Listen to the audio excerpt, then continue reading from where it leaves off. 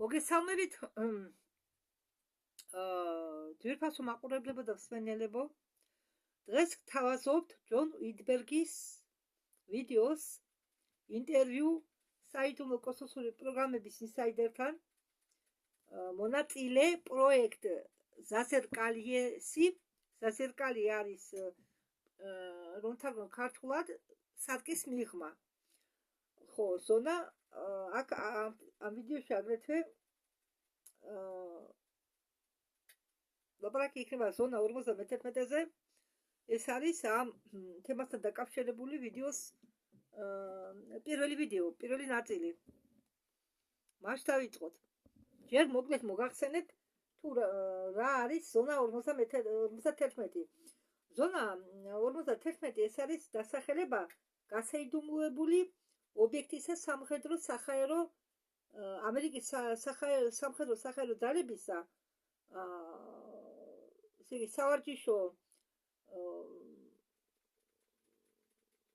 პოლიგონი ნევადაში ლას ვეგასიდან ნევადა განლაგებულია 83 მილში, ესე იგი საცხოვრებელი 124 კილომეტრში ჩრდილო დასავლეთისკენ ლას ვეგასიდან. გრუმ ლეიკის სამხრეთ სანაპიროზე გრუმ ლეიკი არის მარილიანი ტბა. ხო. და ამ მარილიანი ტბის გრუმ ლეიკის სამხრეთ სანაპიროზე ესე იგი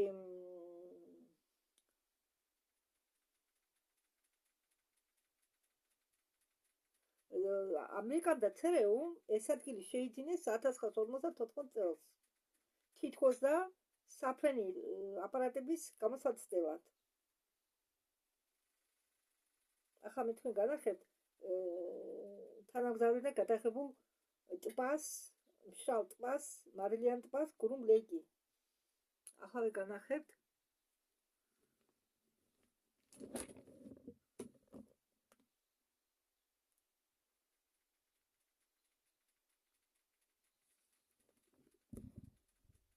ეს არის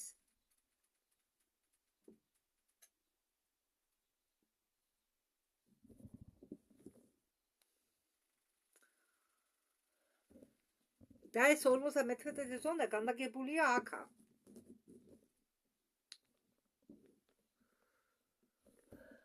ხო, ამ სარკის მიღმა პროექტს კიდევ უწოდებენ სარკეს.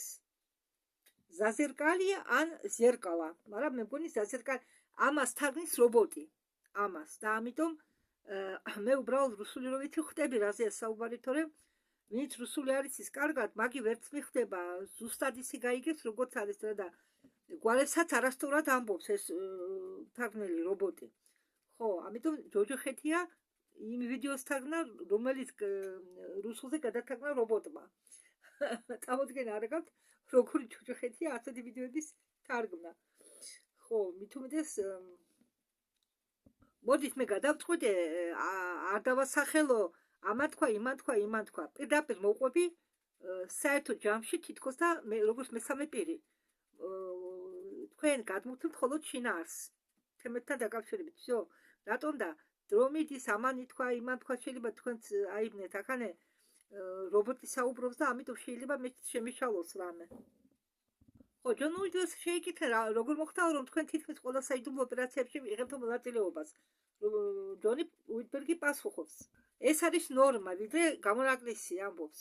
ხო, თუ გავითვალისწინებთ რომ უბრალო ადამიანს მე არ ვიცოდი ეს თურმე უბრალო ჩვეულებრივ ადამიანს ყოლია 13 ალტარი, 13 ალტერნატიული პიროვნება. ყოლია თურმე ესე იგი, ხო, მე ხომ გეუბნები თქვენ თითქმის ყველა ადამიანი არის მონაწილე საიდუმლო კოსმოსურ პროგრამებში. მოდ გაჩნია, რომელი ქვეყანა გიტაცებდა და გაიძულებდათ მონაწილეობას. თუმცა აქანე აზრი არ აქვს, იმიტომ რომ ერთი ქვეყანა შეიძლება მეორე ქვეყანას მიყიდო თქვენი თავი და ასე შემდეგ. ხო, და ჯონ უიტბერგი ამბობს, რომ უფრო მეტი მახსოვს ვიდრე ჩვეულებრივ ადამიანს, მოგონებები უფრო მეტი მახსო. ხო, ხომ ამბობენ მაგალითად, რომ სპეციალური დინასტიის წარმომადგენელი უნდა იყო, რომ გახდე საიდუმლო პროგრამის მონაწილე. და წამყვანი ეკითხება ჯონ უიტბერგს, თუ თქვენ არ მიგაჩნია თუ საჭიროდ იყო რომელიმე დინასტიის წარმომადგენელი, რომ გახდეთო საიდუმლო კოსმოსური პროგრამების და მათი პროექტების მონაწილეო. ხო, მე ასე ფიქრობ, ამბობს ჯონ უიდბერგი. ხო, ჯონს ეკითხებიან, როდის მოხდა თქვენი პირველი მოგონების გამოვლინება. მე ჯერადად არ გამახსენდაო, ეს იყო ხშირად თანდათანობით. მქონდაო უცებ დიდი, ასე ვთქვათ, ნაკადი, ბევრი, უცებ ერთიანი დიდი ნაკადი, მაგრამ ინფორმაცია კიდევ მოდის ჩემამდე ნელ-ნელა, რეგულარულად. მგონიო ეს დაიწყო შარშან ნოემბერშიო და ის არ ვიცი რომელ შარშანს გულისხმობს და ეს ვიდეო გადათარგმნილია 20 ნოემბერს 24 წლის 24 წლის 20 ნოემბერს და რომელი შარშანი გულისხმობს, მაგრამ შეიძლება 23 წელიც იგულისხმოს, შეიძლება 22 წელიც იგულისხმოს. ჩვენამდე სანამ მოვიდა ეს ვიდეო, ვინ იცის, ხო? ეს მოგონებები მოხდა ამოტიტიდაო, იმიტომ რომ ვიღაცა მე მიცნო. სინამდვილეში მე მიცნესო მონტოფში. და იქ მითხრესო რომ მე მქვიაო ალექსი ი. მე მქონდაო რამდენიმე მოგონება და მე დავიწყო მათი შესწავლა. და მან თითქოს გამიხსნა ყველა მოგონებები. გამეაქტიურაო ყველა მოგონებები. ხო, ეს ჩემი ერთ-ერთი შემთხვევა მოხდაო ჩინეთის აღმოსავლურ დასავლურ რაიონში, მთებში. ხო, აღმოჩნდაო რომ ეს მთები სინამდვილეში იყო პირამიდები. ეს მოხდაო მეორე მსოფლიო ომის დროს. წამყვანი ეკითხება სად არისო ეს განლაგებული?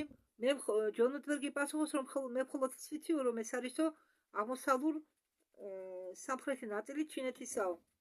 იყვნენ ამაში გარეული გერმანელები, იაპონელები, რადგან მაგათმა ოკუპირება გაუკეთეს ამ ტერიტორიას. და ვერც გერმანელებმა და ვერც იაპონელებმა ვერ გაიგეს რომ ეს რა ხელსაწყო იყო.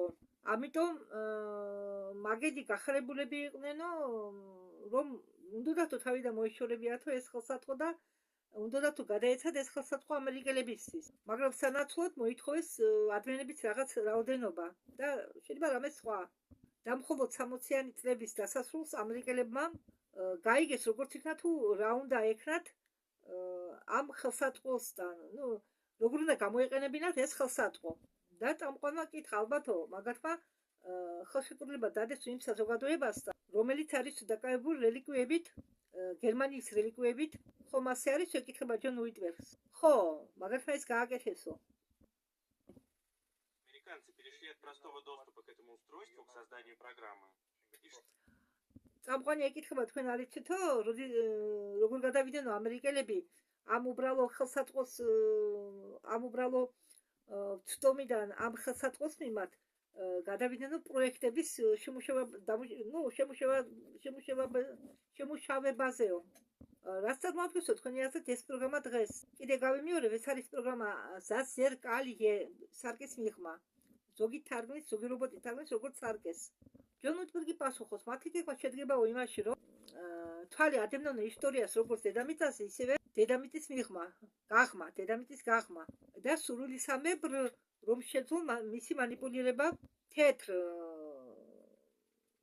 უცხოპლანეტელებამდე, რომლებზეც ჩვენ ადრე ვქონდათ საუბარი ერთ-ერთ ვიდეოშიო, ესენი არიან მზის მცველები, მათ ყავთ თანამშრომლები ბრიტანეთიდან, ამერიკიდან, შვეიციდან, კანადიდან. და ახლა მე ერთი წუთით გადავუხოთ თემას არა, ეს ამ თემას ეკუთვნის, გადახვევა არ ხდება, უბრალოდ რა არის ეს პროექტი. ეს პროექტი ჯონ უიდბერგი ყვება, ეს ძალიან რთულად მისაწვდომი პროექტია, მაგრამ ეს პროექტი შეიცავს მანიპულირებას და თვალის დევნას, ესე იგი ჩვენი დროის ხაზებზე. ხო, ხდება რომ წარმოიდგინეთ ხაზი, ჩვეულებრივი სწორი ხაზი და ამ ხაზს აქვს განშტოებები ხელსავით. ხო, ის სწორი ხაზი არის ჩვენი დროის ხაზი, დედამიწის დროის ხაზი და ის განშტოებები ნიშნავს იმას, რომ ვიღაცას უნდა სხვა მიმართულებით წასვლა, ერთი მიმართულებით, მეორე მიმართულებით, მესამე მიმართულებით. ხო, რამდენი ადამიანიცა შეიძლება ბევრ სხვა თავისი გეგმები გქონდეს, თუ რა მიმართულებით წაიყვანოს საზოგადოება და ეს ყველაფერი ქმნის ამ განშტოებებს. ტოტებივით იზრდება დროის ხაზზე, ეს იზრდება დამატებითი მთავარი დროის ხაზზე, იზრდება დამატებითი დროებითი ეს დროის ხაზები, მაგრამ ეს ძალიან ცუდია სხვათა შორის. ახლა ამჟამად დატოვეს ერთი ხაზი, მაგრამ ის განშტოებები მაინც აქვს, მაინც გადის განშტოებები და ჯერ კიდევ შანსი მისცეს ადამიანებს, რომ გონზე მოვიდნენ, მაგრამ როდესაც საზღვრამდე მივა ეს განშტოებები, ამ განშტოებების განვითარება, მაგათაც გაუქმებენ, დატოვებენ სწორ ხაზს, ხო? ჩვენ გვეხმარებიან უბრალოდ, რომ ჩვენ განვითარდეთ, თორემ ჩვენ კიდევ არ ვიქნებოდით განეჩილი და განადგურებული ვიქნებოდით დღეს. ჩვენ რო დილას ვიღვიძებთ, ჩვენ მადლობა უნდა ვუთხრათ სამყაროს, რომ ჩვენთვის დილა დადგა და შანსი მოგცენ, რომ ჩვენი საქმე გავაკეთოთ. ხანდახან ის კი არა, მე ხომ ვიცი ეს ყველაფერი, ხანდახან მაინც გამიტყუებს პრობლემები, ეს ცხობისებული პრობლემები, ხო? ხანდახან შემეპარება აზრები, რომ ფიქრები ტანსაცმელზე, იმაზე, ამაზე რა, წვრილმანებზე რასაც მნიშვნელობა არ აქვს. თუმცა მე ხო ვიცი, რაში შედგება მდგომარეობა. ხო და წამოიდგინეთ ახლა იმათ, ვინც არიციან და ვინც ფიქრობს, ხვალ რა გჭამოთ, ახლა ეს გავაკეთო, ის გავაკეთო, რომელიც საკვები რა კერძი გავაკეთო, რომ გავსხდე. ადრე მეც ფიქრობდი მასზე. იმიტომ რომ როდესაც ადამიანშია სულ ეს მას არ ნიშნავს, რომ მას საკვები არ აკმაყოფილებს, მას უნდა სულიერი საკვები, მაგრამ შვილს კიდე გააჩნია, არის 4-ნერი შიმშილი. ხო და მე მინდა თქვენ ერთად გითხრათ, რომ ეს პროექტი ზაზერკალიე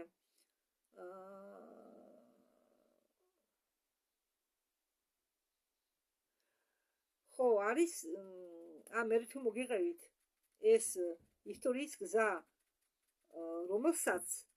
რომლის გადაკეთება უნდათ ამ პროექტის დახმარებით იმ ადამიანებს, რომლებიც ფარველობენ ამ კოსმოსურ საიდუმლო პროგრამებს. ხო, ახლა კი გავაგრძელოთ. Франции, Германии и других стран. ხო, აგრეთვე საფრანგეთიც, გერმანიაც და სხვა ქვეყნებიც არიანო ამ საქმეში ჩარეული. მათი შტაბინა განლაგებულია ზონაში 51. არა გამონაკლისი, რომ მათ ჰქონდეთ სხვა ბაზებიც. ხო, და მათ აქვთ ძალიან დიდი ბაზა კვებეკში. ეს კანადის დედაქალაქი, კვებეკი. და კიდევ მათ აქვთ დიდი ბაზა პაენგეში, ავსტრალია. არა, იგინი არ ფლობენ მთელი პაენგეთი, მაგრამ მათ იქ ყავთ თავიანთი პერსონალი. და კიდევ ერთი უზარმაზარი ბაზა არის განლაგებული, ამბობს ჯონუიჯბერგი. ესე იგი, მთის უღელტეხილზე იტალიის და საფრანგეთის შორის. ხო, არის განლაგებული მთის უღელტეხილი, მაგრამ ამას ჯონს დაავიწყდა დასახელება ამ უღელტეხილისა. ხო, წამყვანმა შეახსენა პირენია. ხო, ამბობს ჯონუიჯბერგი, მათ აქვენო ბაზა პირენიაში, ესე იგი, ამ უღელტეხილის რაიონში. ამ უღელტეხილის ქვეშ, მიწის ქვეშ. ხო, წამყვანი ეუბნება, რომ იქ არის კიდევ ერთი კარიბჭეო დედამიწაზე. ხო, წამყვანი ეუბნება ჯონუიჯბერგს, რომ ისტორიაო, ამ ადგილის ისტორია საიდუმლო არისო მოცული. თვით ინსაიდერებისთვისაცო. ხომ ასეაო? ეს არც მონტუგზგავსო და არც სხვა ადგილებსო. ხო, ჯონუიჯბერგა დაადასტურა, რომ ეს ადგილი ძალიან გასაიდუმლოებული არისო. ჯონუიჯბერგი ამბობს, რომ ეს პროგრამა ზაზერკალიაში, ესე იგი სარკეს მიღმა, პროექტში სარკეს მიღმა მოხდიო 76-77 წელს. იმ დროისთვის რუსეთს უღა ჰქონდათო ასეთი ხელსაწყო. იტალიელებსაც ჰქონდათო. ის კი არა, ჩეხოსლოვაკიაშიცო ჰქონდათო ასეთი ხელსაწყო. ხო, ბევრ ქვეყანას ჰქონდაო ასეთი ხელსაწყო და ჩინეთში ეს ხელსაწყო გამოჩნდაო 80-იან წლებში. იაპონიაშიც მოგვიანებით გამოჩნდაო ის ხელსაწყო. ახლა ეს ხელსაწყო ძალიან გავრცელებულიაო. ხო, მე მაგზავნიდნენ პირდაპირ ეფირში ბევრჯერ, მაგრამ ეს ყველაფერი კეთდებოდაო იმისთვის, რომ რაღაც ცვლილება შემოეტანათო. ხო, ჩვენ იქ იმდენი ხანი ვიყავეთო, რამდენი ხანი იყო საჭირო საქმისთვის. და რით წამყვანი ეკითხება, რით განირჩეოდაო ეს შენი სამუშაო, რაც ხდებოდაო შენ გარშემო იქ მანტოკისგანო. მანტოკისგან იმით განირჩეოდაო ის ადგილი, რომ იქ არ იყო ისეთი სიმკაცრე და მორალური მხრიდან, ეთიკური მხრიდანო არც ისე საჭიროა მდგომარეობა იყო. მე ვერ ვიტყოდიო, რომ ეს იყო კარგი იდეა, ნესტორის აქციები იყო, ეს ნაკლებად საჭიროა მორალური საკითხის ხრიდან, ესე იგი, იქ არ იქცეოდნენ როგორც მონტოქში იქცეოდნენ ბავშვებს. ცუდად. ხომ ხვდებით რას ვამბობ მე? მე არასდროს მესმოდა, მე ჯონ უიტბერგი ამბობს, მე არასდროს გამიგონიაო, რომ პროექტ სარკის მიღმას მოეწყო გენოციდი. მონტოკი კი გენოციდს აწყობდაო. წამყვანი თხოვს მოყვეს თუ როგორ მოხდა მონტოკიდან აქ ამ პროექტში ჯონ უიტბერგი. ჯონ უიტბერგი პასუხობს დაუმორჩილობის გამო მოხდიო აქ. მე პრისტონი არის ვიღაც პიროვნების სახელი, გამოვიჭრეო ბავშვთან, პატარა ბავშვთან. ხო, რაღაცას აკეთებდაო. მაგრამ მე არ ვიტყვიო, რას უკეთებდაო პრისტონი ბავშვს, რადგან შენი არხი შეიძლება დაბლოკონო, ეუბნება წამყვანს ჯონ უიტბერგი. ისედაც მისახვედრია რას უკეთებდა. მე რომ ეს ვნახე, ამოვიღეო პისტოლეტი, დამინდოდაო ამ პრისტონისთვის მესროლაო თავში. ხო, ესე იგი ის კაცად დასაჯეს. ეს იყო 64 წლებშიო. ხო, რადგან მე ბევრჯერ მივუჩურე ამ პრისტონსო იარაღი, მაგასთან გადაწყვეტენო ამ ბიჭს ჩვენ ვერ დავიმორჩილებთო და იყო გადაწყვეტილი, მიღებული გადაწყვეტილებაო. მე მოვეშორებინოთო თავიდან. მოხდა ისე, რომ ზონა 51-ში ეძებდნენ ნიჭიერ ტელეპათებს, რომლებიც დაეხმარებოდნენ არქეოლოგიური განხრების ჩატარებაში. და ალექსი, ანუ მე, ჯონი უიტბერგი, გამოვდექი ამ საქმიანობისთვის. ალექსი იყო ერთ-ერთი 4 ძლიერი ალტარებისაგან. ალტარი, როგორც გითხარით, არის ალტერნატიული პიროვნება და ეს ალექსი იყო ჯონ უიტბერგის ალტარი, ერთ-ერთი ძლიერი ალტარი. და ეს ჩემი ალტერიო ალექსი ძალიან სამხედრო ხასიათის პიროვნება არისო, მაგრამ არა სასიამოვნო არისო. ის ძალიან რთული პიროვნება ეს ალტერი ალექსი და მე ძალიან მიჭირს მასთან კონტაქტიო. დიახ. ეს ჩვეულებრივი როგორც პიროვნება მე ერთ-ერთ ვიდეოში ახსენი, მოდით აქაც შეგახსენებთ. ალტერი ბავშვის სწავლების დროს გამოიყოფა მისი პარალელური ალტერნატიული პიროვნება, რომელიც ინახება ბუშტში, გამოიყოფა ბუშტში და ეს პიროვნება ზის ამ ბუშტში. ეს არის ფსიქიკი, ნერვული სისტემის რეაქცია. ბავშვს არიდებენ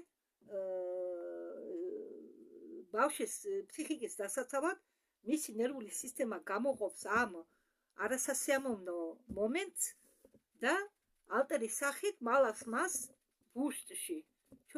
არ ვიცი როგორია ეს ბუშტში. ყოველი წამების დროს ბავშვი გამოიყოფა თითო ალტერი, ესე იგი თითო ბუშტი და როდესაც საკმარის ალტერებს დააგროვებენ, ბავშვის წამებას ატიებენ. აი, იგივე არის მოყვანილი, მე კიდევ გეტყვით პენი ბრედლის ინტერვიუში. პენი ბრედი საგაცა რუსულად გადათარგმნილი 3-4 საგა, 2-3-4 საგა, მაგრამ იქ რობოტი ყვება ყველაფერს და არეულია ყველაფერი, ვისაც რუსული არის იქ თავს ვერ დადგას, მაგრამ ამ 12 ინტერვიუში, რომელიც მე მაქვს ნათარგმნი, უფრო გასაგებათაა ახსნილი, იმიტომ რომ აქ პირადად ცოცხალი ადამიანი ელაპარაკება პენი ბრელის, ალექს ჩერკასოვი, ხო? ის მან ჩამოართვა პენი ბრელის ეს 12-ვე ინტერვიუ და თვითონვე თარგმნს მე რუსულად. ხო, იქიდან მე ითარგმნება რუსულად. და მეც გასაგებად თარგმნილი. ჩემთვისაც ძალიან ადვილი იყო მაგის გადათარგმნა, იმიტომ რომ ადამიანი თარგმნიდა. ამიტომ თქვენ შეგიძლიათ ამ 12-ვე ინტერვიუს თუ მოусვენთ, ყველაფერი გაარკვიოთ ავტორებს, მაგრამ მე მოკლედ გეტყვით. პენი ბრელის ჰქონდა 2300 ალტერი. ესე იგი პენი ბრელი აწამეს 2300-ჯერ. ხო, მაგრამ ეხლა ამაზე არ გავამახვილებ ყურადღებას, გავაგრძელოთ. წამყვანი ეუბნება, რომ თქვენ ერთ-ერთ ჩვენ ინტერვიუში ადამი ახსენეთ როგორც ფრაქტალი. ხო, ეს ადამი იყო ალექსის ალტარი. ჯონ უდბერგის ალტარი. ის ალექსი ხო, ну, ალბათ გამოყოფენ. ალექსის ცხოვრების ერთ პერიოდში 69 წელს მე ვარაუდობო, რომ ეს იყო 69 წელიო. ამ ალტერ ალექს ის როგორც ჩვეულებრივ ადამიანია, მაგრამ არის ალტერი. და ამ ალტერს დაებადა შვილი და დაარქვა ადამი. ხო. 69 წელს კი დამთავრდა მონტოქში ალექსის მეცადინეობა, სწავლება უბრალოდ. ხო, ის სიმართლეა, რომ იმ დროს ალტერის ესე იგი ჯონ უდბერგის ალტერის სახელად ალექსის კლონები იყო შექმნილი. თან ერთი და ორი კერა მთელი სერია კლონებისა. წამყვანი ეკითხება და როგორ შექმნესო ის? უბრალოდ ჯონ უდბერგი პასუხობს, რომ უბრალოდ ჩემი ალტერი ალექსისგან დაბეჭდესო ქვეყანა კლონი. მაგრამ ცნობიერება გაჩნდაო არა 69 წელსო. ცნობიერება ჭირდება, მაგრამ ის კლონები ცარიელი გვამები არიან თუ მასში ცნობიერება არ ჩადე. ისინი არ არიან ხო გააქტიურებული, რომ გააქტიური მითი ცნობიერება უნდა ჩაუდო ადამიანს კი კლონს. ალექსი იყო შექმნილი ჩემი პირველი მენტალური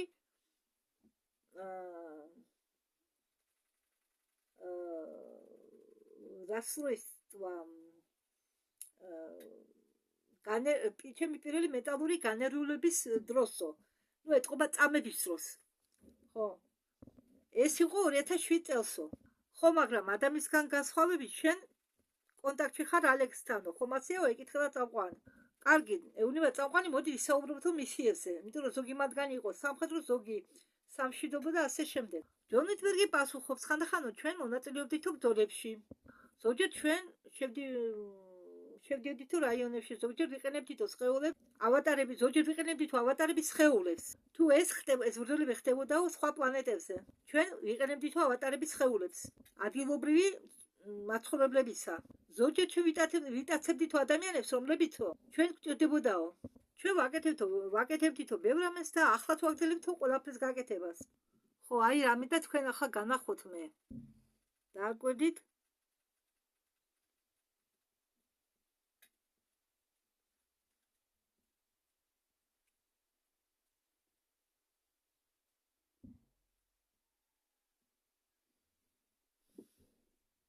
მე არ ვარ დაწუნებულიო გერმანელები რომლებიც მაგათას მუშაობენო რომ არიან ნაცისტები.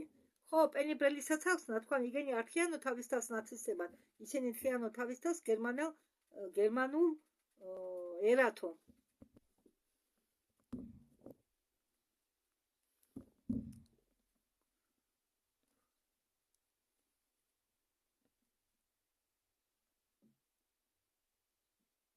ისა გერმანელი.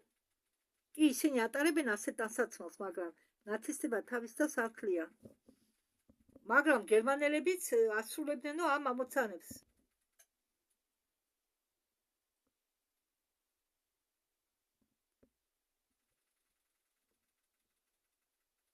ეს ალბათ სუპერ ჯარისკაცია მათი. პროექტების ხელმძღვანელები არიან თეთრკანიანები უმეტესწილად. წამყვანი ეკითხება, მე მინდაო გავიგო რომ პროექტები როდესაც იქნებოდაო, თავიდან იქ იღებდნენ მონაწილეობას ადამიანები, მაგრამ შემდგომიო, როდესაც ეს პროექტები გახდა გავლენიანიო, ეს პროექტები დაითრიაო უცხო პლანეტელებმაო. ჯონ უდბერგი პასუხობს, სინამდვილეში ჩვენ მოგვიწიათო კონსულტაციის გავლა უცხო პლანეტელებთან, იმისთვის რომ კარგად გაგვერკვია თუ როგორ შეიძლებოდა ამ ტექნოლოგიის გამოყენება. ხო, და უნდა მოხვედრილიყო აზრების შეცვლა გამოცვლა.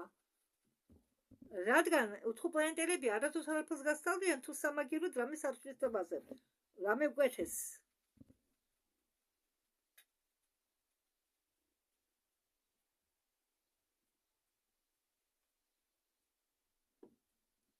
და აქ საუბარია ნეგატიურ უცხო პლანეტელებზე.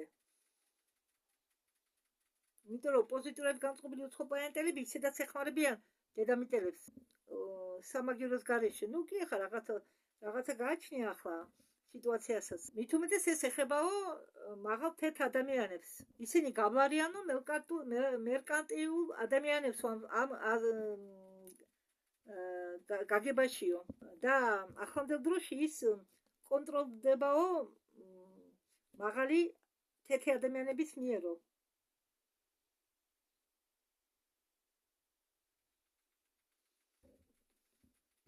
ეს ყველაფერი არის ძალიან მრავალ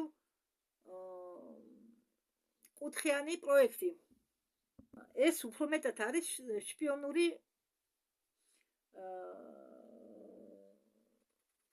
ასე ვთქვათ მოქმედება, შპიონური სამუშაო. წამყვანი ეკითხება ჯონ უიტბერგს, შენ თქვი რომ შენ შტატში შენ ყავსო რამდენიმე რეპტილია. ჯონ უიტბერგმა დაადასტურა რომ ხო, ყავსო და ჩვენ ამით ვართ დაკავებული. ჩვენ ყავთო აგარტის რეპტილიები. აგარტა მე თქვენ გახსოვთ დახატული რუკა აგიტვით ვიდეოზე. აგარტა იქ აწერია აგარტა. აი იმ აგარტას გულისხმობს ჯონ უიტბერგი იმ აგარტის ქვეშ, მიწის ქვეშ იმ აგარტის ტერიტორიაზე ცხოვრობენ აგრეთვე რეპტილიები და ის რეპტილიები ყავენ ჩვენ შტატში. ისინი არიან ის რეპტილიების ისნაირ სახეობა, რომლებიც გავლარიან ადამიანებს. კი, მიწის შიდა მიწაში არიან რეპტილიები, რომლებიც გავლარიან მონსტრებს იურკის პერიოდიდან, მაგრამ ის აგარტის რეპტილიები გავლარიან ადამიანებს. მე მათ უწოდებო ადამიანებს ქამელეონებს, რადგან მათი კანი სინამდვილეში მართლა იცვლის ფერს. ისინი ძალიან გავლარიან ადამიანებს, მაგრამ მათ აქვენ კუდი. სინამდვილეში გარეგნულად ისინი ძალიან სიმპათიურები არიან. მათ აქვენ ძალიან ბრწყინავი, ძალიან გლუვი ქერქლი იქონია და თევზებს რომ ქერქლი აქვს, ხო? ქერქლი ქონიათ. მათ კანი გავს სრიალა გულის კანს. ჩვენ შტატში ვყავთ ჰუმანოიდების რამდენიმე წყვილი.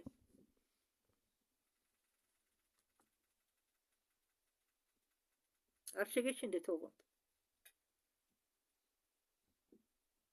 მე არ ვიცი ზუსტად საიდან არიანო ისინი ძირითადად, მაგრამ ისინი არიანო ორიონის თანაბასკოვედიდან. ხო, ეს ჰუმანოიდები არ არიანო სასიამოვნო, მაგრამ საჭირო არიანო ჩვენ სამუშაოში.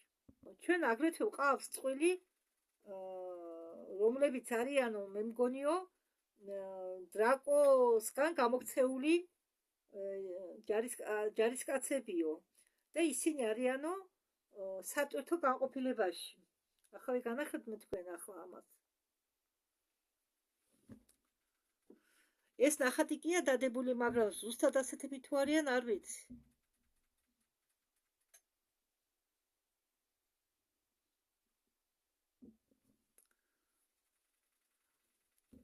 ისინი არიან უზარმაზარი და ძლიერები და იმათ იყენებენ როგორც ნივთების როგორც მტვირთავებს რა, რომ გადაიტანონ ძიმე ნივთები. შეიძლება ისინი არიან დრაკოს ჰიბრიდები, ზუსტად არ ვიციო. ხო, და ისინი იმიტომ რომ გამოგდებული არიანო, მუშაობენო ჩვენთან თორე ასეთ დაბალ რანგში ისინი არ იმუშაებნენო. ისე იგი მუშაობენ სადაც სახურავდა უიტბერგი, მუშაობდნენ ტვირთავებად. წამყვანი ეკითხება, ქონდათო თქვენ შეხვედრა კარგ ბიჭებთან ისეთი როგორც აშტარიო. მე არ ვიცი ხა აშტარი როგორ გამოიყურება, მაგრამ ეს სურათი კი დადვეს. მაგრამ არ ვიცი აშტარი, ამბობენ რომ აშტარი პიროვნება არ არისო. ამბობენ რომ აშტარი ეს არის უბრალოდ ფლოტის დასახელება. მე ვამბობ ამას. ჯონ უიტბერგი ამბობს, მე არ მახსოვს რომ ვინმეს აშტარისგან შევხედროდაო. ესე იგი ჯონ უიტბერგი ამოწმოს რომ აშტარი ეს არის უბრალოდ ფლოტის დასახელება. ამის მთელი ფლოტილის დასახელება ჯარის. ჯონ უიტბერგმა თქვა რომ მე მახსოვსო ვენერიანელები. ჩვენ გქონდაო კონტაქტი ანდრომედიანელებთან და კი ჩვენ ხვდებოდაო კარგი უცხოპლანეტელები. თითოთით განახეთ ახლა რაღაცას.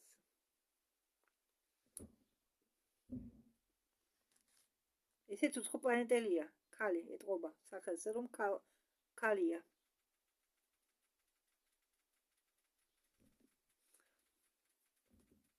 ხო, ანდრომედიანელებს რომ იხსენეს უიტბერგი, ანდრომედის თანავარსკვლავიდან არიან ისინი, ვისაც ახსენებს ჯონ უიტბერგი, ანდრომედის თანავარსკვლავიდან, ანდრომედიანელები. ახლა გადავიდეთო ნამდვილ ჰოლოგრაფიულ მანქანაზე, მაქნის თემაზე. შეგიძლიათ თუ აღწეროთო მისი ფორმა, რას წარმოადგენს? ჯონ უიტბერგი პასუხობს, ეს იყო ოქროს კოლოფი, სიგანით 4 ფუტამდე, სიმაღლეში 2 ფუტი და სიღრმეთი 2 ფუტი. ზევიდან მას ჰქონდა 2 ოქროსფერი კოლონები სფეროებით მასზე. და როდესაც თქვენ შევერთდებოდით ამ ხელსაწყოს, რისი გაკეთება შეუძლია მხოლოდ ზოგიერთ ადამიანს, სფეროები იწყებდნენ ტრიალს და მათ შორის ჩნდებოდა პროექციული სხივი. და თქვენ შეგიძლიათ ამ ხელსაწყოს ყველგან წაღება, სადაც მოინდომებდით და ის გაჩვენებდათ ყველაფერს, რაც გინდოდათ. ის ძალიან ჩამოგავს კიდობანს, არა, კიდობანს კი არა, პატარა კიდობანს უატარებდნენ ებრაელები. იმას ჩამოგავსო. მაგრამ ანგელოზების ადგილას იქ იდგა 2 კოლონა ამ სფეროებითო. ხო, მაგის ნახვა ყველას არ შეეძლო.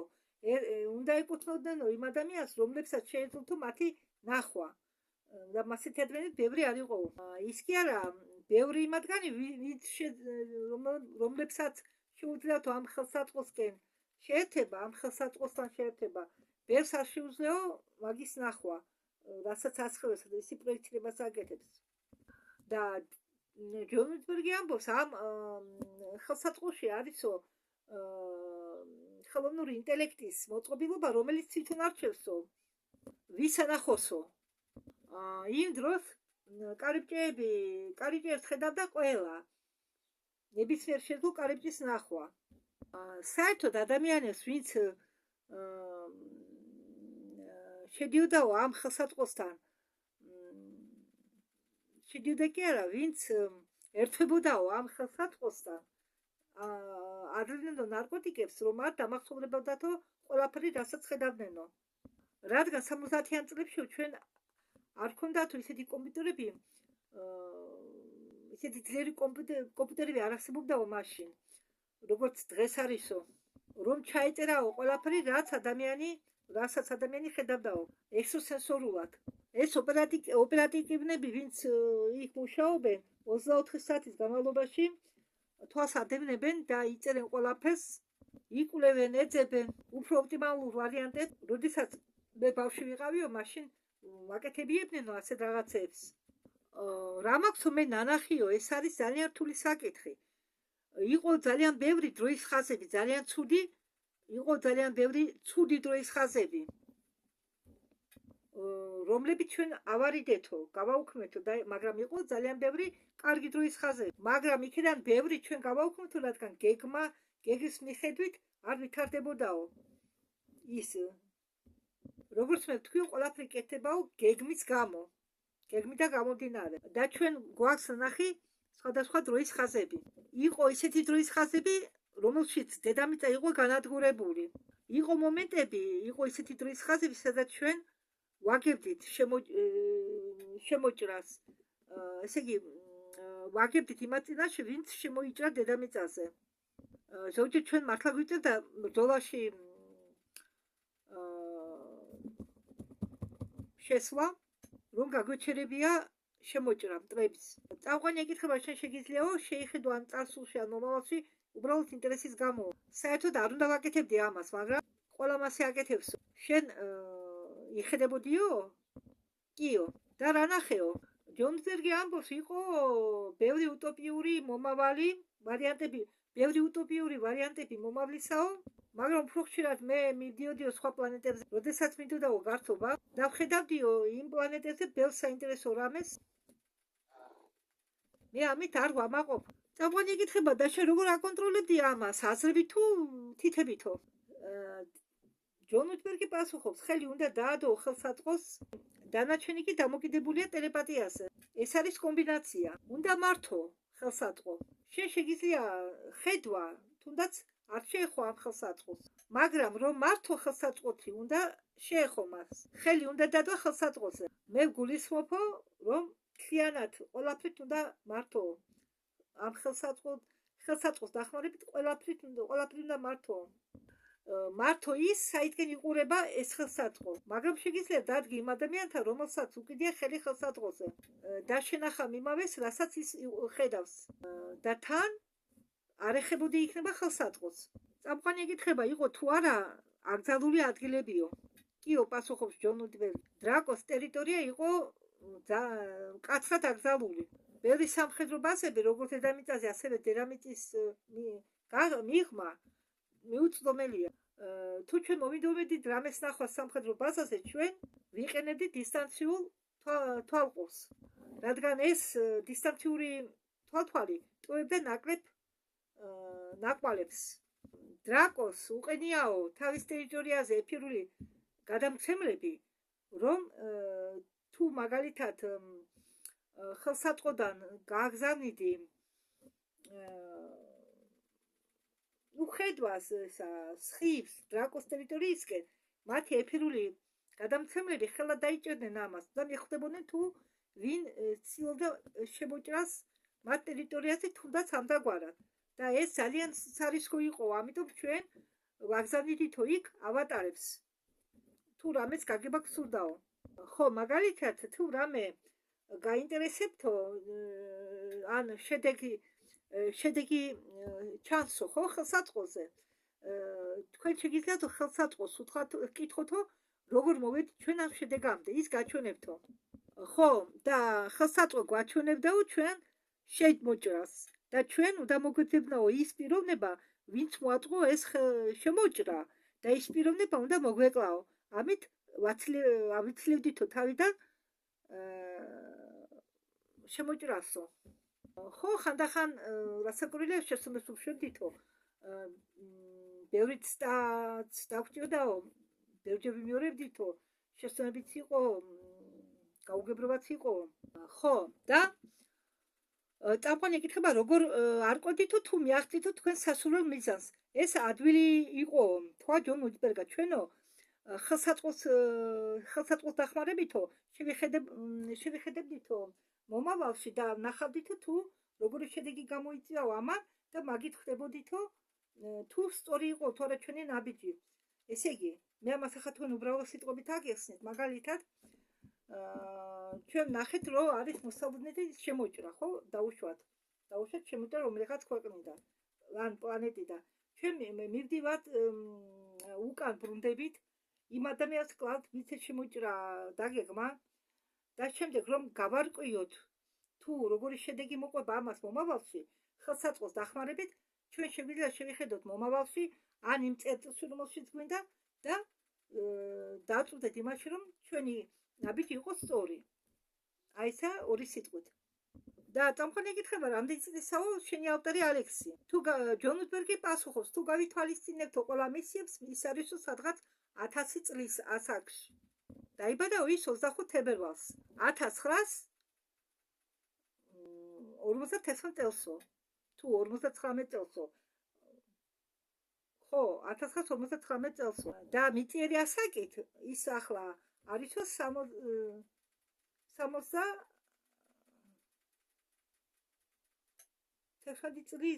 წლისო.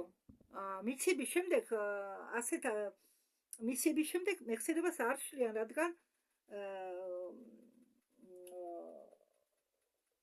ასეთ ამ პიროვნებებს უნდა ახსოვდეთ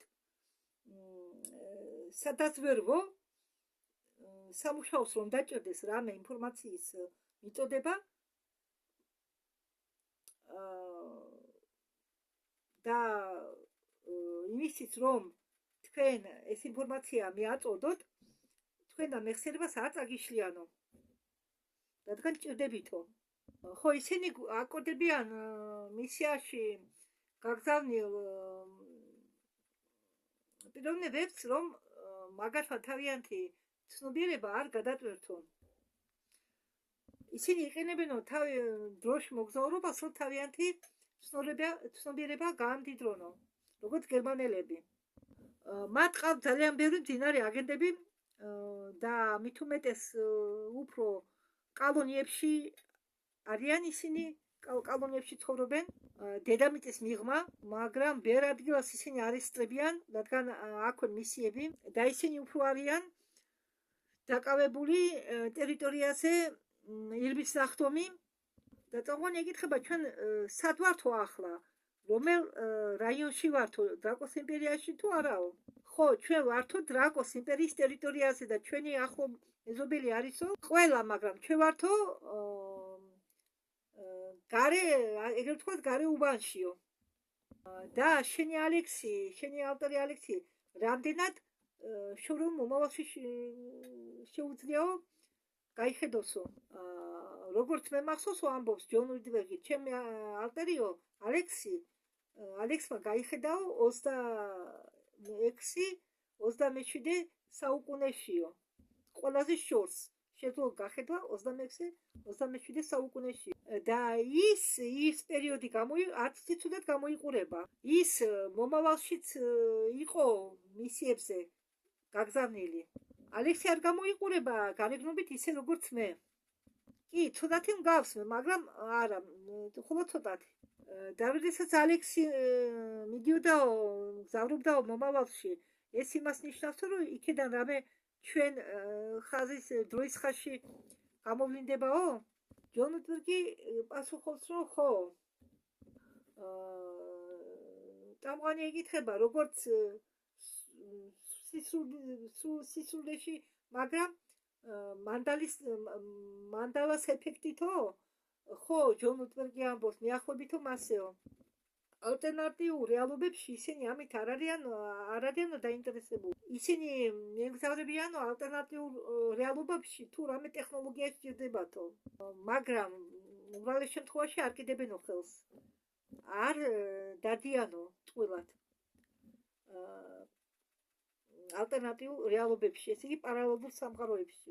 და თუ ისინი მიდიანო რომელიმე ადგილას, მათი იმ ალტერნატიულ რეალობაში მისვლა ახდენსო გავლენას ჩვენ რეალობაზე. წამყვანი ეკითხება, შენ იციო რამდენი ალტერნატიული რეალობა არსებობსო? მე არ ვიციო, პასუხობს ჯონი. მე ზუსტი რიცხვი ახლა არ ვიციო თუ რამდენი არსებობსო ეს ალტერნატიული რეალობა. ერთ-ერთი მათგანი კრუგერიაო, ხო? ეკითხება წამყვანი. და ეს არისო ის რეალური ხაზი, სადაც გერმანიამ ომი მოიგო ოფიციალურად. შენ გახსოვსო? ჯონ უიტბერგი პასუხობს, კიო, მახსოვსო. წამყვანი ეკითხება, შენ გახსოვსო იქ ექსკურსია რო ვიყავითო? კიო, მახსოვსო. ჯონი ეუბნება, რომ ხო, მე რამდენჯერმე ვარო იქ ნამყოფი. იმ კრუგერის ალტერნატიულ რეალობაში. დიახ, ეს არის ის კრუგერი, რომელსაც ახსენებდა პენი ბრეტლი. არა, იქ ცუდი არ იყო, ოღონ თუ არ ჩათლიებაც, რომ ეს არ იყო ყველაზე უკეთესი ალტერნატიული რეალობა. ჯონ უიტბერგი ამბობს, რომ დროის ხაზები სულ იცვლებაო. და ამიტომ მე ვეთანხმები გოგოებს, ვეთანხმები ელენა და ანას, რომლებიც ამბობენ, რომ მომავლის გამოანგარიშება ძალიან რთულიაო. იმიტომ რომ დროის ხაზები იცვლებაო. აგრეთვე მე მინდა ვთქვა, იგივე ახლა, დროის ხაზები, ჯონ უიტბერგის მაგასაც ამბობს, რომ დროის ხაზები იცვლებაო და ძალიან რთულიაო გამოიანგარიშოთ, როგორი მომავალი იქნებაო. ხო, და ჯონ უიტბერგიც ამბობს იმას, რომ მომავლის განსაზღვრა ძალიან რთულიაო. რა თქვა ჯონმა უიტბერგა, არ არისო ბედი იმაზე მეტი, რომელსაც ჩვენ ვირჩევთო. ესე იგი ჩვენ ვქვნითო, ჩვენ და ჩვენი ხელითო. ხო, ამიტომ მეგობრებო, მოდით შევიცვალოთ, შეიცვალეთ თქვენ და შეიცვლება სამყარო თქვენ გარშემო. თქვენ უფრო დავშვიდებით, როდესაც რეალურად შეხედავთ ყველაფერს, როდესაც აღიარებთ იმას, რომ თქვენ მარტონი არ ხართ, როდესაც აღიარებთ, რომ თქვენ ხართ სული, როდესაც თქვენ თავზე, თქვენ რომ უარყოფთ, რომ თქვენ არ ხართ სული, თქვენ საკუთარ თავს უარყოფთ, რადგან თქვენ რჩებით თქვენი ავატარის ხელში მხოლოდ. თქვენ ამბობთ, ვართ თქვენ სულზე. აი, ის ადამიანები, რომლებიც იკეთებენ პლასტიკურ ოპერაციებს, ისინი ფიქრობენ თავის ავატარის გალამაზებაზე, მაგრამ სულის გალამაზებაზე არავინ არ ფიქრობს.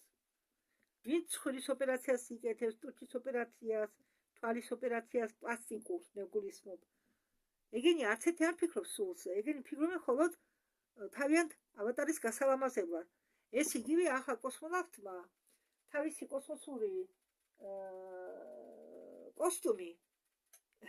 კოსტუმის გადაკეთება დაიწყოს. გალამაზების ხრივ. წარმოიდგინეთ?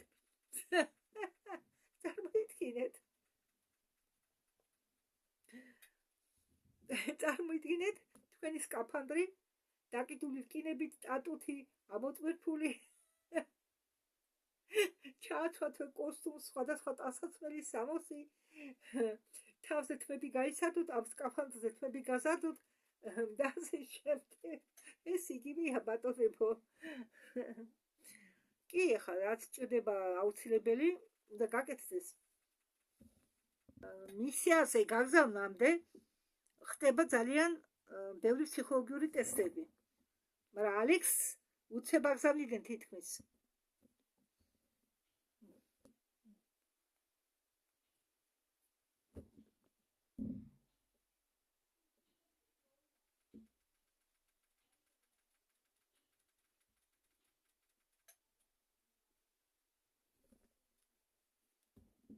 მინდა კარგად რომ ნახოთ. ხო, 51 ზონაში ყველა უცხოპლანეტელებია თავმოყრილი და ლაპარაკობენ ინგლისურათო და ტელეპათიურად.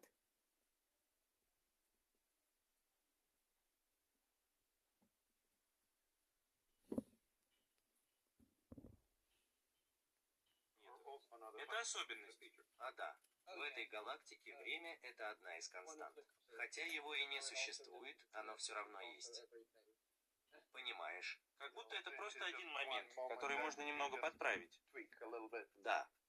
Вы когда-нибудь сталкивались с другими манипуляторами временем? Конечно. Приведи пример. Мы бы столкнулись с рептилоидами. ჩვენ მაგალითათო შევეჯახებოდითო რეპტილოიდებს. ეს კიდე რეპტილოიდების ნაირსახეობა.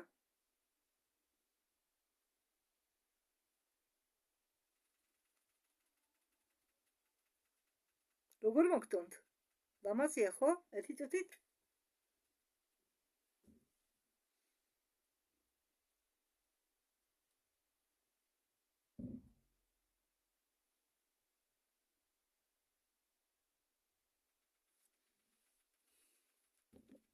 ერთ-ერთი მისია იყო რეპტილოიდებთან ომი მიდიოდა 300 წელი, როდესაც ისინი ცდილობდნენ მარსის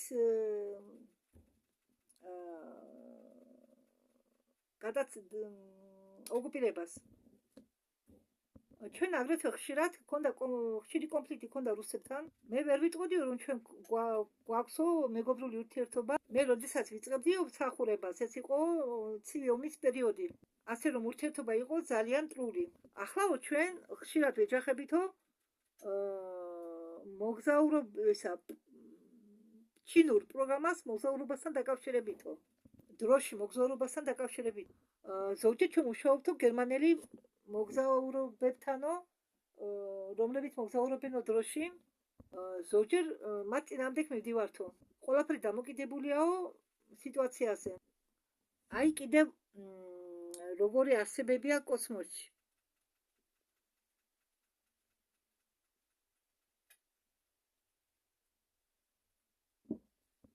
ორკები. არა, ორკებიო, მე არ მინახიაო. ამბობს ჯონ უიტბერგი, მაგრამ ერთხელ მე მყავსო ნანახი მუქი ელფები. მუქი კანისფერიანი ელფები. მუქი კანისფერიანი ელფები იყვნენ შიდამიწის მაცხოვრებლები. მოდით მოკლედ გამიხილოთო ტელეპორტაციის ხელსაწყო. ის გავდა პლაზმას თუ წყალსო, სხვათა შორის აქანე ძლის მოჩანს წამყვანი და ეს წამყვანი არის დანიელი და ეს შოუ არის წმინდა ელენეს შოუ. ასე ქვია ამ კაცის შოუს გადაცემას. ხო, წამყვანი ვიც არის, ეს არის დანიელი. დანიელი. და დანიელი ეკითხება, როგორ იყო ტელეპორტაციის ხელსაწყო, პლაზმა იყო თუ წყალი?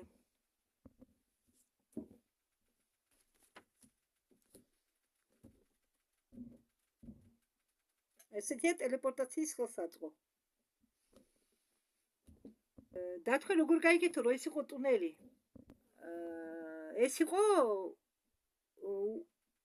სწრაფი გადასასვლელიო, ამბობს ჯონ უიტბერგი. და ის გამოიყურებოდა როგორც წყალი. ცოტა მოლიბდივე წყალი.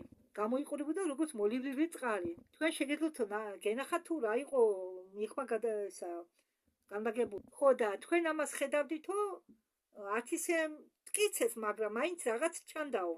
თითქოს წყლიდან, თითქოს წყლის მიღმა იყურებოდითო. წყლის მიღმა. მკვეთრად არ ჩანდაო, მაგრამ მაინც მოჩანდაო რაღაც გამოსახულებები. და არისო, სხვადასხვა ფერის, სხვადასხვა სცენარიებისო. სხვადასხვა სცენარებისო. აი ეს სხვა ფერია. მომწვანო, მოლურჯო. ხო, მწვანე ფერი თუ გამოჩნდაო, ამ კარიბჭეში, ანუ თუ სატელეპორტაციო გადასასვლელში. მწვანე ფერი თუ გამოჩნდაო, ეს არის სივრცეთა შორისო ეს არის სივრცის ფერი, ესე იგი კარიბჭეს გაყავხარ სივრცეში. მწვანე ფერი ნიშნავს, რომ ჩვენ გადიხარ სივრცეში. მუქი ლურჯი არის კოსმოსი. ხო, თუ სატელეპორტაციო ან იგივე კარიბჭე ასხივებს მუქ ლურჯს, ესე იგი ეს არის კოსმოსისკენ გასასვლელი. ღია ლურჯის ფერი ნიშნავს დროს და სივრცეს. და მარტო წითელი ფერი ნიშნავს, რომ ეს ხოლო დროა. ჯონ უიტბერგი ამბობს, მე იქ არ ვიყავი, როდესაც ჩვენ ეს ხელსაწყო მივიღეთო. მაგრამ მე შემიძლია ზუსტად თქვაო, რომ ის იყო ასეთი, როდესაც ჩვენ ის მივიღეთო. ხო, წამყვანი ეკითხება, ყოფილაო შემთხვევები, როდესაც თქვენ დროზე არ დაგიკეთიათო ეს ხელსაწყოს გასასვლელი და რაღაც ისეთი შემოსულაო, რაც არ უნდა შემოსულიყო. კი, ასეთი რამე მოხდა რა, ერთ-ერთ მაგალითს მაგაჩვენებთ ახლა, გამორბის უცხო პლანეტელერი, რუხს გავს ისეთი. მოიცადეთ კიდე გაჩვენებს მე. მახსოვს ჩვენ მოგზელდა უკუჩი ადამიანები ტომიდან ეტე, რომლებიც გავდაო ადამიანებს, მაგრამ ისინი არ იყვნენ ოქრათ ადამიანები. ჩვენ მირბოდით და მათ ვესროდით. ხო, ჩვენ დღის მოვასწარეთო არხის დახურვა, მაგრამ რამდენიმე ეტეს წარმომადგენელი მაინც მოხდაო ჩვენ ხარესო. მე მახსოვსო შემთხვევები, როდესაც ადამიანები არ იყვნენ უყურადღებით და ზოგჯერ ავიწყებოდათო გათიშვა ამ სატელეპორტაციო ხელსაწყოსიო. და ჩვენ როდესაც ვიხვდებით, ვამჩვენით, რომ ჩვენ გარშემო დადიცო რაღაც დადიანო უცნობი ცხოველები. ანდაც შემოვიდოდაო რაღაც საშიში ცხოველი. ერთხელ ჩვენთან გადმოვიდა დინოზავრი რომელიღაც პლანეტიდან. ჩვენ გავიხვდეთ და ვნახეთ, რომ დინოზავრმა მოკლა რამდენიმე ადამიანი. წამყვანი ეკითხება, თქვენ გქონდათო საშუალება რეგენერირებისთვისო? კი, გქონდაო საშუალება, რომ ადამიანების რეგენერაციას ჩაგვიტარებინაო შემდგომ. ხო, და ვინც დატოვაო ეს კარიბჭე, ეს ხელსაწყო ღიად, მას ზუსტად ექნებოდა უსიამოვნება. როდესაც თქვენ ასეთ ადგილებს გადიხართ, ასეთ ხელსაწყოებს, კარიბჭეებს, ეს ფიზიკურად თქვენ ფიზიკურ სხეულზე მოქმედებს? არა, როდესაც ჩვენ ტელეპორტს გავდივართ, ფიზიკურ სხეულზე არ მოქმედებსო. და არც შეზღუდვებიაო, შეგიძლიაო რაღაცჯერ მოიხმარო ეს ტელეპორტი. ხო, რადგან ეს ტელეპორტი არის როზენშტეინის ხიდე. ეს არა არც კარიბჭე, ეს არ არის არც სხვა რამეო. ხო, ეს ტელეპორტი არის იგივე კარიბჭე, ოღონდ უფრო გათანამედროვებული და განვითარებული და უფრო წინწასული. ხო, იგივე კარიბჭეა ის, ოღონდ სხვანაირი. მე მახსოვს, რომ ერთხელ აღმოჩნდით განზომილებაში, სადაც ცხოვრობდნენ სატირები, რომლებსაც ჰქონდათ თხის ფეხები, ეს იყვნენ ადამიანები, ოღონდ მათ ჰქონდათ თხის ფეხები ან ცხენის მაგვარი ფეხები, ჩლიქები ჰქონდათ რა. მათ უწოდებენ სატირებს. ეს მაგალითს აგერ გაჩვენებთ. ნახეთ, ადამიანია, მაგრამ კუდი აქვს და ჩლიქი. ჩვენ გავგზავნეთ მათ განზომილებაში და შევეცადეთ თუ გაგვახსენებია თუ ჩვენ რა გვინდა შეხედეთ. ერთ-ერთი უკვე სხვა წარმომადგენელი, ნახეთ, ხები ეზრდება უკანა მხრიდან, ნახეთ. ხები. ჩვენ იმიტომ გავიზარდეთ იქ რომ გჭირდებოდა რაღაც მანუსკრიპტები. რომ მიგვეღო ინფორმაცია და ეს მანუსკრიპტები იყო იქ. ჩვენ ნახეთ ის ხელსაწყოში და ჩვენ ნახეთ ხელსაწყოს დახმარებით და ვიცოდით რომ ისინი რომ იქ იყო შენახული. ის არსებები ძალიან უხეშურად გვექცეოდნენ. ხო, წამყვანი ეუბნება იმ დროს, როდესაც დედამიწა იყო გადატვირთულიო მაცხოვრებლებით, ისინი შეიძლება ისინი ცხოვრობდაო ჩვენთან. მაგრამ ახლა ისინი დედამიწაზე არ ცხოვრობენო. ჯონი უიტბერგი ამოწმებს, რომ სავარაუდოდ მასე იყო. ანტარქტიდების დროს ეს მუქი ფერის კანიანი ელფები იყო დომინირებული რასა, რომელიც დომინირებდა ანტარქტიდების პერიოდში, მაგრამ ახლა თუ არიანო მიწაში გარვიციო, ამბობს ჯონ უიტბერგი. და მე ვიყავიო პლანეტაზე, სადაც ცხოვრობენო გრიფონები და ველური, სადაც ცხოვრობენო ველური გრიფონები. ისინი არიან იყვნენ მეგობრულად განწყობილი. ერთი წუთით განახებთ ახლა გრიფონებს. გონი ესენია თუ არ ვცდებ. ზუსტად არ ვიცი. თუ ეს უბრალოდ ნახატია, არ ვიცი, მე ნახავ მე ინტერნეტში გრიფონებს. ისინი მოფრინავდნენ ჩვენთან, ჩვენ ხელიდან ჭამდნენ. ნებას გვაძლევდნენ მოგვეფერებია, მუქი ელფები იყვნენ შავები, კი ნახშირი შავი იყვნენო. ან მუქი რუხისფერი, წითელი თვალებითო და თეთრი თმებით. მათი სიმაღლე იყო 4 მეტრი. ისინი არიანო განმოვერიდანო. ისინი იტაცებენ ადამიანებს. ჯონ უიტბერგი ამბობს, რომ არსებობს ალტარების სია, ესე იგი ალტერნატიული პიროვნებების სია, ხო ისინი ბევრი აქვთ, რამდენი ბავშვია ნაწამი. და მათ ყიდიანო. თუ არის ადგილი, სადაც იყიდებაო ეს ალტარები. ხო. და ამის გაკეთება აგრეთვე შეიძლებაო მონტოქში. ხო, მე დავარქმევდი ამას პროექტ ფენიქს. ლოს-ანჯელესში არის ადგილი, სადაც ხდებაო ეს ყველაფერი. ეს ადგილი მდებარეობსო მუზეუმის ქვეშ, მაგრამ მუზეუმის დასახელება არ ვიციო. არ მახსოვსო. ხო, და ამ მუზეუმის მიწის ქვეშ არისო ალტარების ბაზარი. და თქვენ შეგიძლიათ შეუკვეთოთ. წამყვანი ეკითხება ჯონ უიტბერგს, შეგიძლიათ თქვენ სააგენტოს დასახელება, რომლებიც არიანო დაკავებული ცნობიერების დაშლით და შემდეგ გაყიდვით. მთელი სადაზვერვო საზოგადოება არის ამით დაკავებული.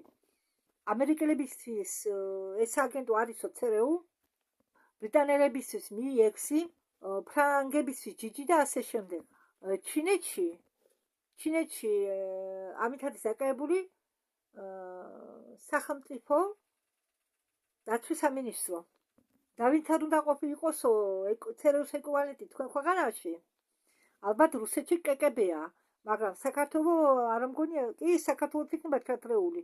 თუ მე მგონია საქართველოშიც იციან ყველაფერი ამის შესახებ.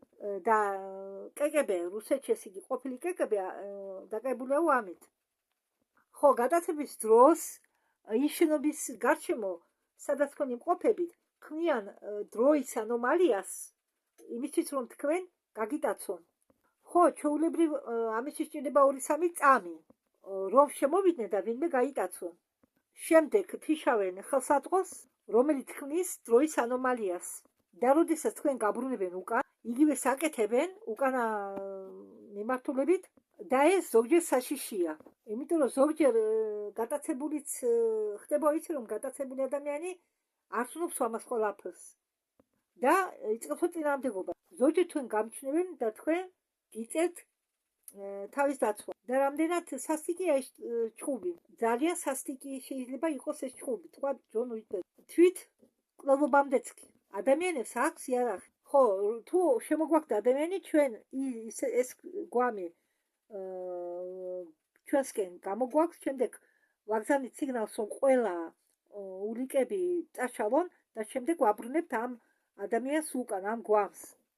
90% იმ ადამიანებსა, რომლებიც სარგებლობენ პროგრამით სარგის მიღმა, ჩემი ჩათვლით, მათ აქვთ უარყოფითი რეზოს ფაქტორი, სისხლის უარყოფითი რეზოს ფაქტორი. 1% ნაკლები ადამიანებს აქვთ ეს რეზოს უარყოფითი ფაქტორი. მაგრამ 90% იმ ადამიანებსა, რომლებიც სარგებლობენ ამ ხელსაწყოთი, აქვთ უარყოფითი რეზოს ფაქტორი. რა ხდის ამ კავშირს შესაძლებელს?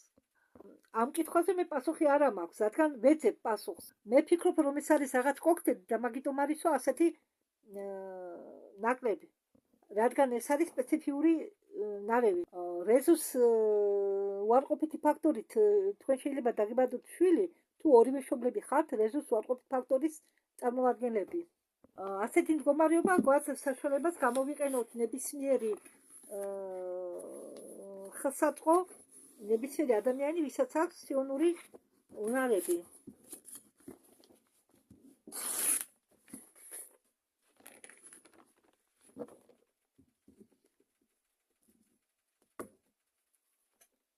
და იმისთვის, რომ ხელსაწყო მიმუშაოს, საჭიროა დნმ-ის საჭირო ნარევი. და არიან რამდენიმე ადამიანები, რომლებსაც აქვთ საჭირო დნმ, მაგრამ მათ არ აქვთ საჭირო რეზოს უარყოფითი ფაქტორი. მაგრამ ეს ხდება ნაკლებად. მოდით ამაზე დავამთავროთ ვიდეო. დროებით.